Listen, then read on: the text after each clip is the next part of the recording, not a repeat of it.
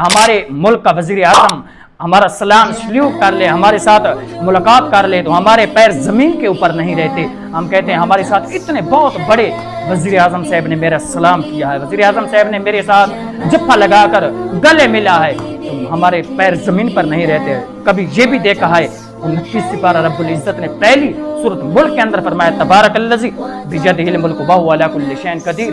اللہ رب العزت نے فرمایا میں ملکوں کا رب ہوں، یعنی کہ ایک ملک کی بات نہیں ہو رہی بلکہ رب العزت نے تمام دنیا عالم اسلام کی بات کر دی کہ میں سارے جہاں کا پیدا کرنے والا ہوں. دیکھ لیجئے ایک وزیر اعظم کے ساتھ تو تیری ملاقات ہو، تیرے پیر زمین کے اوپر نہیں رہتے، تجھے اس چیز کا نہیں پتا تیری شاہ رب کے قریب تیرا رب بیٹھا ہے، وہ کہتا ہے میرا بندہ آئے میں اس کو اس طرح سینے سے لگاتا ہوں جس طرح ماں بھی سینے سے نہیں لگاتی.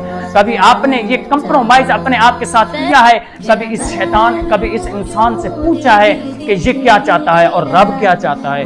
مسلمان اگر تو چاہتا ہے کہ تیری زندگی کے اندر سکون ہو، اطمینان ہو، خوشحالی ہو، تو پھر رب کا ذکر کر اور رب العزت یعنی کہ صراط مستقیم پر چلنے والا بن جا. اگر تو بن جائے گا تو پھر رب العزت تجھے نہ ہی قبر کے اندر کوئی تکلیف دے گا اور نہ ہی حشر کے اندر تیرا حساب و کتاب کرے گا. یاد رکھنا یہ دنیا ایک پل ہے اور کوئی انسان پل کے اوپر ڈیرا نہیں لگاتا، پاگل ہوتا ہے جو ڈیرا لگاتا ہے. مسلمانوں بس اتنا سا میرا بیان تھا. صراط مستقیم کے اوپر چلو اور نبی صلی اللہ علیہ وسلم کے بتائے راستے کو